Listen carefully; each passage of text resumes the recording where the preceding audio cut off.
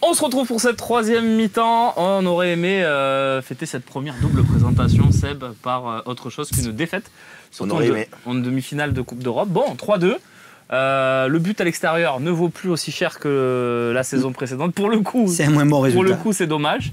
Malgré tout, Fabrice Elesquiro, bonsoir. Rebonsoir. Malgré tout, on est toujours en vie, rassure-nous. Parce que là, je vois des choses dans le chat. Les supporters sont très déçus ce soir. On est toujours en vie ou pas? On est toujours en vie et ce qui est décevant et frustrant, c'est le scénario du match, c'est les erreurs individuelles, c'est tout ce que tu rates et pourtant tu sens qu'il y a la place de faire mieux. Après, sur le résultat, bien sûr que c'est pas un résultat catastrophique. Loin de là, on avait parlé d'un 3-3 tout à l'heure. 3-2, c'est pas catastrophique et tu peux faire la différence au Vélodrome. Mais le scénario est frustrant. On notera les joueurs après. Hein. Bien sûr. Idriss, il y a Morpheus qui nous dit on leur donne le match. Est-ce que c'est aussi... C'est ça ou un petit peu quand même, parce qu'à 2-2, au final, le but décisif, le dernier but du match, c'est une passe décisive de Tchaï Tatsar pour Dessers.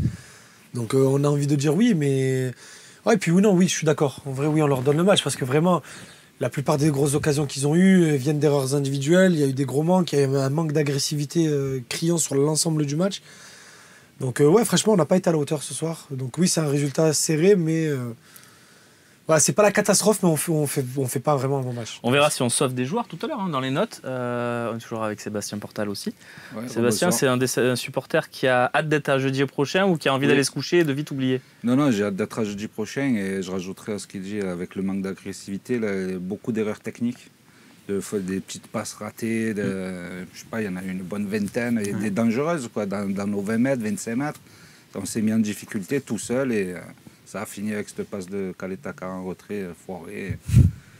Et bon, 3-2, c'est jouable encore. C'est largement jouable.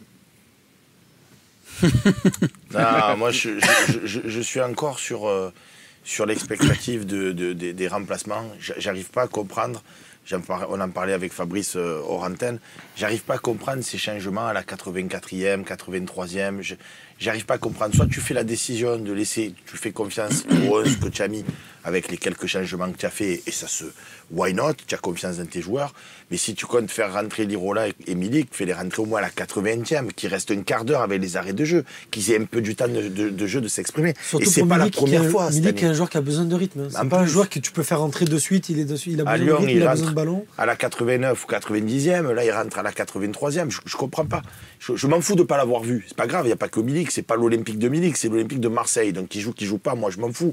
C'est pas que je veux absolument voir Milik. Ouais, tu soulignes que ça n'a pas de sens. Si tu le fais rentrer, fais-le. Moi j'ai toujours dit, les changements à la 85e, à la 90e, c'est pour conserver un résultat. Tu es 2-2, tu fais les changements pour casser le rythme. Ou alors tu as pris le but à la 84e et tu essaies de réagir direct. Mais sinon, par exemple, un but pris à la 46e, un changement à la 85e, je comprends pas. C'est particulier. Il y a Actarus qui est ultra pessimiste. Il nous dit on peut tout perdre cette semaine. Oui ou non? Mais comment ça, quand même pas? C'est pas la défaite à Lyon contre Lyon qui fera que tu perdras ta place. Et les équipes pourront recoller, mais il restera 3 matchs derrière. Oui, mais le problème, Idriss, c'est que derrière, tu vas recevoir le Feyenoord à domicile et maintenant, il va falloir qu'on fasse un gros match pour pouvoir les taper. Et après, tu vas aller à Lorient avec quelle force physique? Je vous ai toujours dit, pour jouer deux compétitions comme on veut le faire cette année, et pourquoi pas, il faut 20 joueurs. Là, tu as 13 joueurs tout au plus. C'est ça qui me fait peur chaque année. C'est la seule chose que je dis. Mais gageons qu'on va bien jouer contre Lyon, qu'on va bien jouer à Lorient, qu'on va les taper au retour. Gageons. Moi, c'est mon souhait. Quand bien même tu perds contre Lyon dimanche, il restera 3 matchs de championnat derrière. Tu vas à Rennes et tu reçois à Strasbourg le dernier match. Je dis pas que c'est facile. Je dis juste que c'est pas cette semaine qui te fera tout perdre. Ah non, on est d'accord. Si tu veux aller par là, il faut faire des matchs. Je préfère après Feyenoord aller au stade du Moustoir qu'aller à Rennes. Mais Fabrice, ça peut être aussi un caillou dans la chaussure quand même. Le match de ce soir, cette semaine. Dans ce qui nous suit, et dans la fameuse possibilité de tout perdre. Pour l'ensemble même pour on l'a dit, pour ce rythme que tu avais pris avec ces victoires, cet enchaînement, ça reste une défaite quand même ce soir. Lyon, c'est important pour les têtes. Il ne faut pas perdre contre Lyon. Je pense que c'est plus important, peut-être que, je le dirais comme ça, c'est peut-être plus important pour le mental et pour le cycle de l'OM, plus que pour le compteur, quoi. Voilà. Effectivement, tu sais pas que si tu perds contre Lyon, tu as encore 3 points d'avance. tu te mets les mal à la tête. Quoi. Après, il y a du positif aussi dans le chat. Si on veut être réaliste, Romain aussi, et honnête, et dire les choses telles qu'elles sont, l'Olympique de Marseille a toujours su rebondir cette saison. À chaque contre-performance, on n'a pas enchaîné les contre-performances. Donc si la logique se suit, et ça serait tout à l'honneur des hommes de Sampaoli qui ont là aussi revenu de 2 buts à 0 pour perdre 3-2, donc avec juste un but d'écart. Donc même dans le match, ils ont fait ce qu'il fallait malgré tout, même si on a concédé un but gag. Donc même si si la logique est respectée, tu devrais faire encore un bon match sur Lyon. Mais bon, est-ce qu'ils vont le faire jusqu'à la fin de saison? Ils seraient bien inspirés de le faire. Le problème de Lyon, le problème de l'OM contre Lyon, c'est que Lyon, tu les vois jouer en ce moment, c'est difficile pour eux. Sauf qu'au stade Vélodrome, ce ne sera pas la même histoire. Ça va être un match de Coupe d'Europe. Ils vont jouer comme Feyenoord. Ça va être le Lyon qui a fait demi-finale il y a 2 ans. C'est ça. Ils vont arriver en pleine possession de leurs moyens. Bon. Sébastien, pessimiste ou optimiste? Pour Lyon, pour la suite, ce qui nous attend. Pour la suite, non, je garde mon optimisme. Voilà, faudra, comme je disais Babou, faudra pas perdre contre Lyon. C'est sûr que ça nous mettrait en difficulté mentalement, parce que ça ferait 2 défaites d'affilée. C'est Fenerbahçe, c'est la semaine prochaine. Feyenoord. Ouais, c'est jeudi prochain.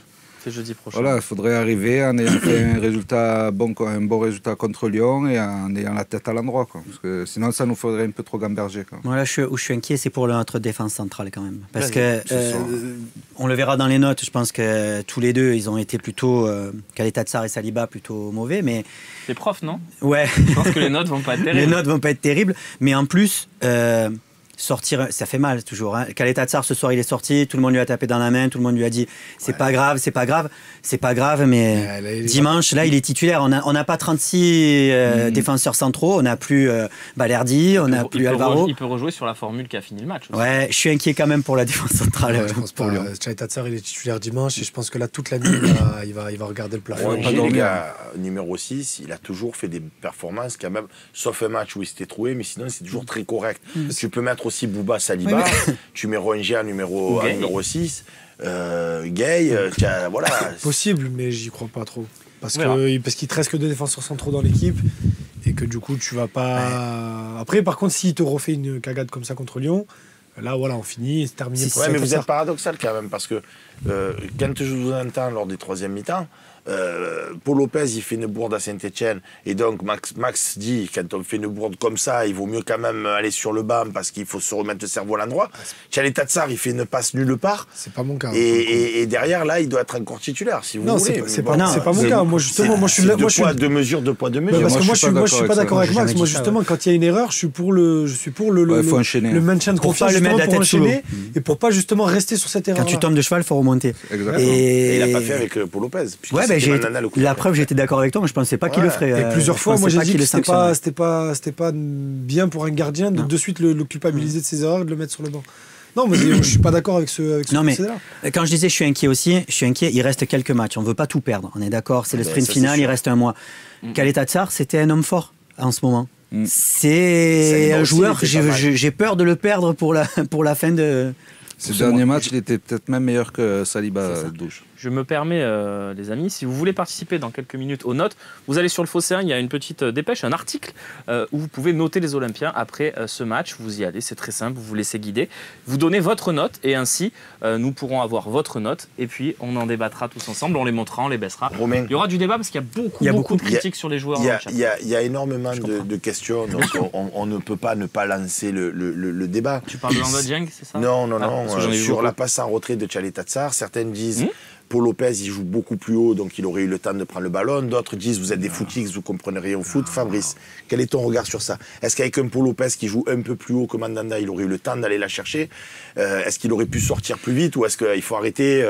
C'est tout pour Kaleta Tsar. Tout est. On peut regarder les détails de chaque moment et de chaque détail de l'action dans la passe de Kaleta Tsar. On peut tout regarder. Moi, si tu veux, pour faire l'avocat du diable, je partirais de beaucoup plus haut, c'est l'engagement.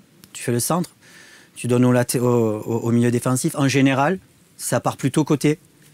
Là, ça va au défenseur central et ça finit au gardien. On commence la mi-temps en faisant partir le ballon qui transite par 5 joueurs pour arriver au gardien. verticalement, c'est rare, c'est très rare, c'est du jamais vu, je crois. En général, ça part sur un côté, et sur un côté, on lance plus haut. Donc déjà, rien que ce choix-là, pour débuter une mi-temps, je te disais, on va voir si Sampaoli ou l'entraîneur de Feyenoord vont faire des changements, vont faire des modifications. Quand tu pars comme ça déjà dans une mi-temps, même s'il n'y avait pas eu ce but-là, quel aveu de faiblesse directement, quoi. Je comprends pas.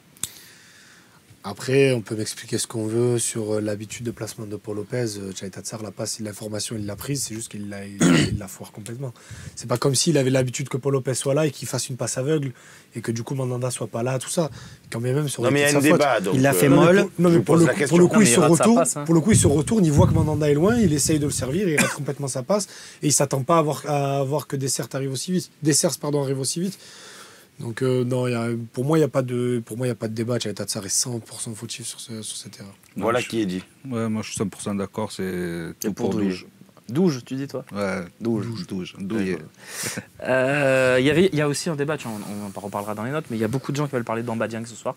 Je propose qu'on en parle quand même. Est-ce qu'il nous tue le match? J'ai vu passer ça dans le chat, moi je suis pas forcément d'accord avec ça, mais qu'est-ce que t'en penses, tiens, justement, Sébastien? Non, moi je pense pas qu'il nous tue le match. Il y a quand même 4 occasions énormes pour un seul but. C'est vrai, surtout les 2 premières, mais après, c'est sûr que s'il nous en met une en plus, on est à 3-3, mais franchement, moi je l'aime bien ce jeune. Non, mais on l'aime tous bien.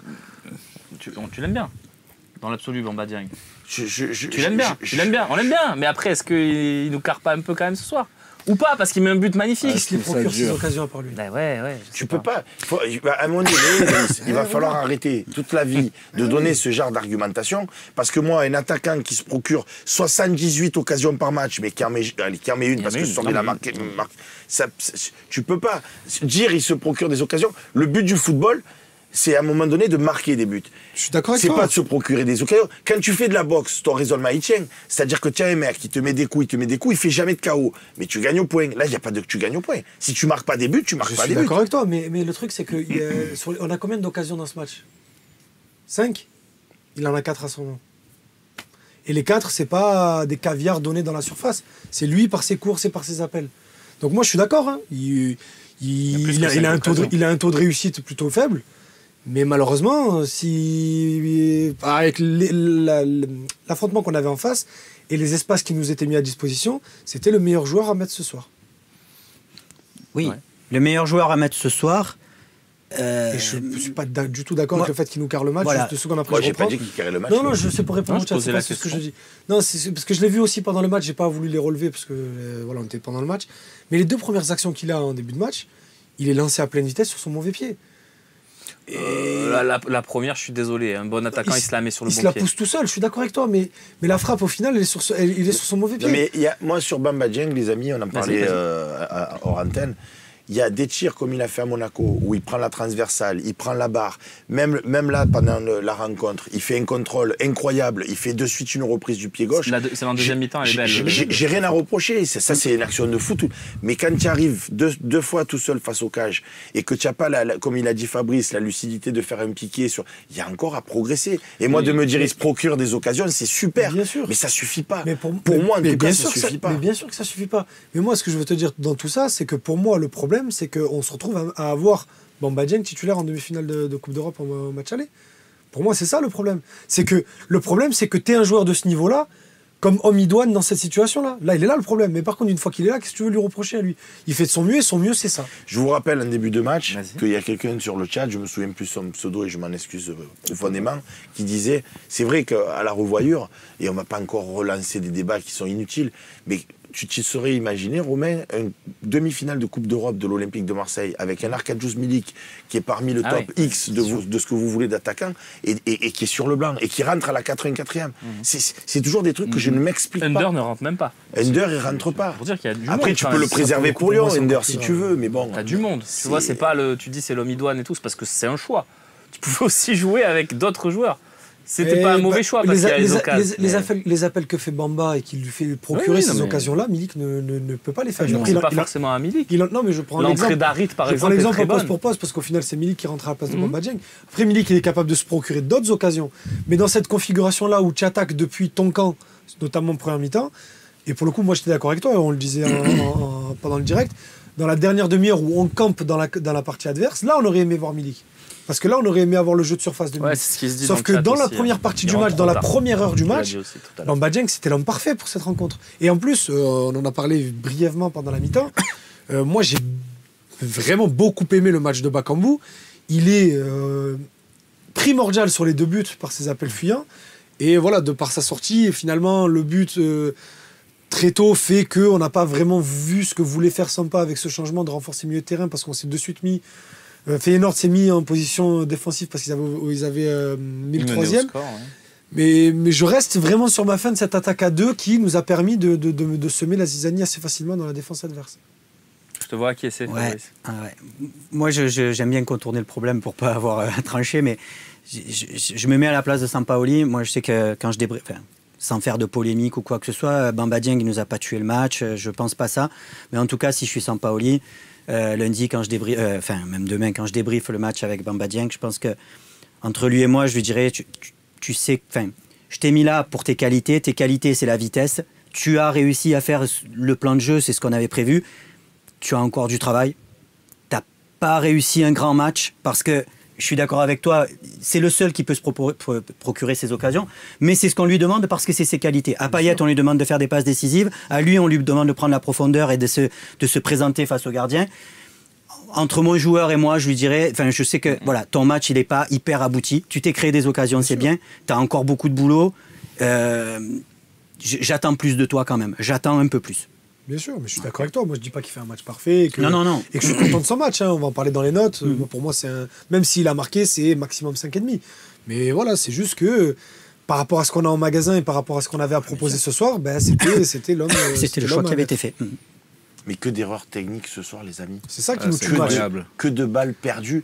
Et c'est détonnant parce que l'Olympique de Marseille, d'habitude, quand on regarde les stats, il y a 80% de possession, 75, 70, c'est des stats hallucinantes. Les passes réussies, elles sont toujours à 95%. À 95, et ce soir, on aurait dit des... Il y a des pieds qui ont tremblé. Et des passes à 3 mètres.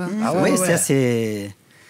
je pense, pas mal de joueurs ont manqué de confiance dans le geste et je pense que, alors nous on l'a pas vécu, mais tu le disais, je sais pas, l'ambiance du stade, tout ça, si ça a pesé sur la pression. Demi-finale, quoi. Peut-être qu'il y a eu ça aussi. On a parlé de Tchalé Tatar, les amis. J'ai vu beaucoup de messages aussi pendant le match où les gens disaient Saliba dans les grands matchs, on l'a vu sur Nice, on l'a vu sur Feyenoord, à Lyon, je crois qu'il n'avait pas été non plus extraordinaire. Contre la à domicile, il fait des erreurs. Là, on est à Feyenoord, la première mi-temps, elle est honteuse. Je veux dire, c'est à un moment donné, il va falloir qu'on en parle. Parce qu'on a dit, Douillet Tchalé Tatsar, il a perdu 20 millions sur ce match, mais Saliba, il en a perdu 10. Après, tant mieux s'il a perdu 10 millions, c'est ce que c'est nous qui avons payé. À la limite, oui, tant mieux. C'est la seule bonne nouvelle. Après, c'est là où on rappelle son âge, malheureusement. C'est parce qu'on a tendance... il nous a trop bien habitués, Saliba. On a l'impression qu'il a déjà 200 matchs de Ligue 1, et il a seulement 21 ans. C'est pas faux. C'est là aussi là que... Quelque chose à ajouter, les amis, ou sinon, je sais pas, On va passer sur les notes. Vas-y. Là, tu sais quoi? J'ai regardé l'émission que tu as fait il y a 3 jours. J'ai trouvé excellent sur les notes. Écoute, je te laisse la main. Vas-y, Seb. Alors, écoutez, les gars, vous connaissez maintenant Moi, je vais rester avec le chat. Le nouveau concept des notes. On va vous présenter les notes. On va envoyer le jingle. Si vous regardez cette émission en replay, vous pouvez basculer sur les notes après. Faites-vous plaisir. Là, on va passer sur les notes et vous aurez à regarder ces notes. Romain va vous les dire. Et ça sera là où vous êtes absolument pas d'accord. Moi, je suis déjà absolument pas d'accord sur Lan Pérez, mais on va pas faire les notes avant les notes. Top et flop.